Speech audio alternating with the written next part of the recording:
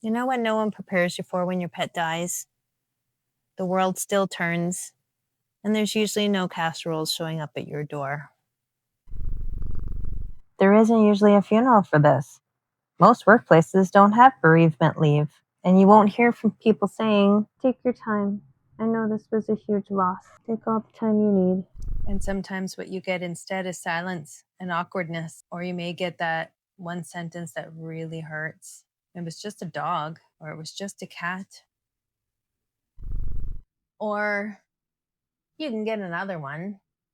And if you've ever loved an animal deeply, you know there is no just about it. I've sat with so many grieving people over the years in hospice and bereavement, and I cannot tell you how many times someone has whispered something like, "I feel ridiculous for being this upset."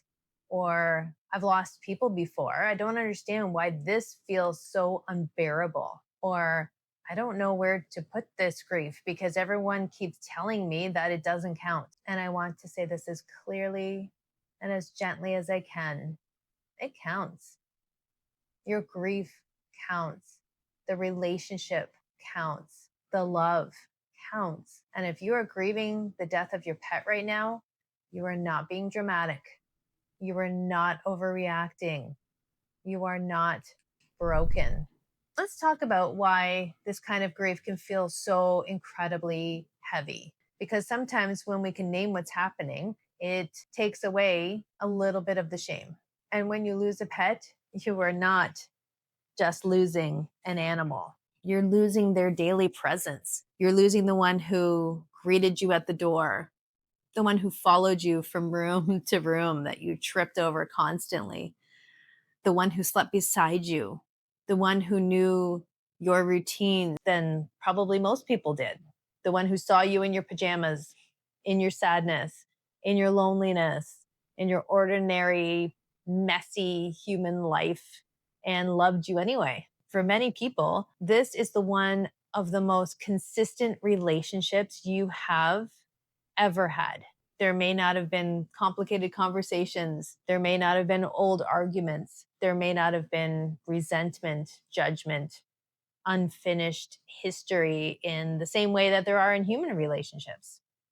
It was often just love, simple love, daily love, loyal love. And that kind of bond is not small. So when that presence is suddenly gone, the absence can feel enormous. You wake up and there's no one to feed. You come home and there's no one waiting at the door. You drop food on the floor, and for a second, your brain expects them to come running. And then you remember, and then it hurts all over again. The silence in the house can be unbearable. Their bed is still there, their leash is still there, their toys are still there, their food is still there, and somehow the house just feels different. And then on top of all that grief, many people lose something else too. They lose permission, because not everyone understands pet loss. Not everyone understands or sees it as bereavement. And so you may feel like you have to minimize it. You may say, "I know it sounds silly," or "I know it was just a dog," or "I know other people have it worse." But grief doesn't work that way. Grief is not a competition. You do not have to rank your loss before you are allowed to feel it. This is what we sometimes call disenfranchised grief. Grief that's not fully accepted, recognized, supported by other people. And that can make grief so much more painful, because grief needs witness. Grief needs somewhere to go. And when people act like your loss doesn't even count, you may start carrying it quietly. But quiet grief is still grief. And then there's the guilt. Oh, the guilt. Almost every grieving pet owner I have ever spoken to carries some sort of version of it. Did I wait too long? Did I not wait long enough? Should I have done this sooner? Should I have tried more treatment? Do they know I still love them? Were they scared? Did I make the right decision? And if you had to make the decision to euthanize your pet, that can bring a very specific type of pain. Even if it was the most loving decision, even when it was the kindest decision, even when you know they were still suffering, there can still be this terrible weight of having to choose. And I want you to hear this: guilt is not always evidence that you did something wrong.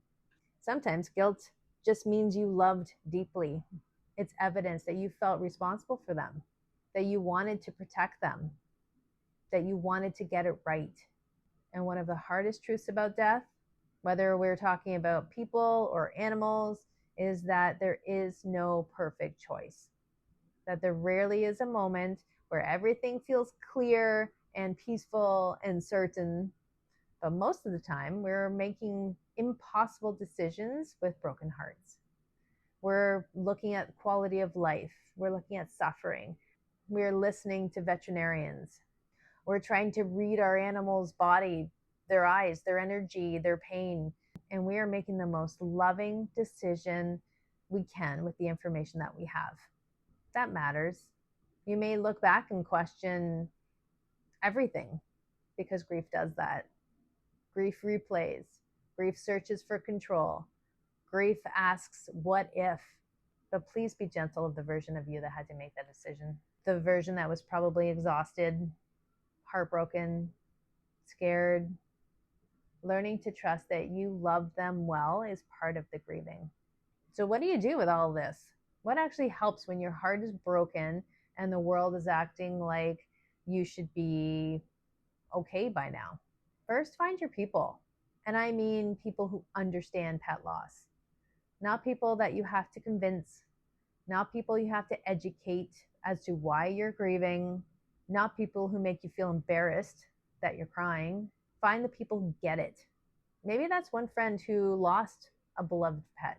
Maybe it's an online pet loss group. Maybe it's someone who will simply say, tell me about them, because that question matters. Tell me about them. What was their name? What made them so funny? What did they do that drove you crazy? And what did they do that made you theirs? We don't need everyone to understand your grief, but you do need someone. Second, ritual matters.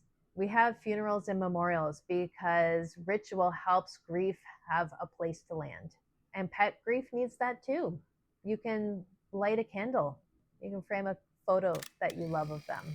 You can make a small shadow box with their leash, a little bit of their fur, paw print, a toy. You can say their name out loud. You can tell them thank you. It doesn't have to be public. It doesn't have to be expensive. It does not have to make sense to anyone else. It just has to mean something to you, because ritual says they mattered. This love mattered. And third, let yourself be unimpressive for a while. I mean that. You don't have to be productive through your grief. You don't have to function at your usual capacity. You don't have to explain why you're still sad. Pet loss can affect your whole body. It can make you feel exhausted. You may not sleep well. You may not be able to concentrate. You may feel nauseous. You may feel okay for an hour and then fall apart because you saw their leash or heard a sound that reminded you of them, or opened the front door and you expected them to be there. This is not you failing. This is grief moving through a body that loved. So lower the bar. Eat something. Drink some water. Go outside for a few minutes if you can. Let yourself cry. Let yourself rest. Let yourself not be okay. I also want to be honest with you, because I do not like it when people talk about grief like it's something we just get over. We do not simply get over losing someone you loved. And yes, I am using the word someone, because for many of us, our pets are not things. They are not accessories. They're not background noise. They are family. They are companions. They're witnesses to our lives. You may not get over this in the way people expect you to, but you can learn to carry it differently. Over time, the sharpness may soften. The memories may become less painful and more comforting. You may be able to smile when you talk about them. You may be able to remember the funny things without completely falling apart, but that love does not disappear. And the missing may still show up. A year later, you may still cry. That does not mean you're stuck. It does not mean you've healed. It means that the bond you had was real. And I want to say something about getting another pet because this comes up a lot. There is no correct timeline. Some people need another animal in the house very quickly because the silence is just too painful. Some people cannot even think about it for months or years. Some people never do. None of these are wrong. Getting another pet is not replacing the one who died. You cannot replace a relationship. You cannot replace a personality. You cannot replace a specific love. But sometimes, when you're ready, you may make room for more love. And love is not a betrayal. Love does not run out. Pet loss grief quite often does not have a place to land. People carry it quietly because somewhere along the way, they got the message that that love was not enough, not valid enough, not important enough. But I need you to know that it is valid. It is important. The bond you had with your animal is real. The grief you have is real. The love you have is real. And it deserves to be mourned fully, honestly, without apology. So if you're watching this because you've lost your dog, your cat, your horse, your rabbit, your bird, your soul animal, your little best friend, I see you and I'm so sorry. I'm sorry for the empty space in your home. I'm sorry for the routines that hurt now. I'm sorry for the silence. I'm sorry for the people who don't understand you. And I want you to know that here, your grief is welcome. You don't have to make it smaller. You don't have to defend it. You don't have to call them just anything. They mattered, and so does your grief. If this video helped you feel less alone, I would love for you to like and subscribe and tell me about them in the comments. Tell me their name. Tell me what made them special. Tell me what you miss about them.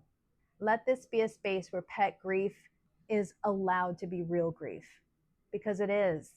Thank you so much for being here. And wherever you go in your grief today, I am sending you so much care and love. Thank you for grieving with me today.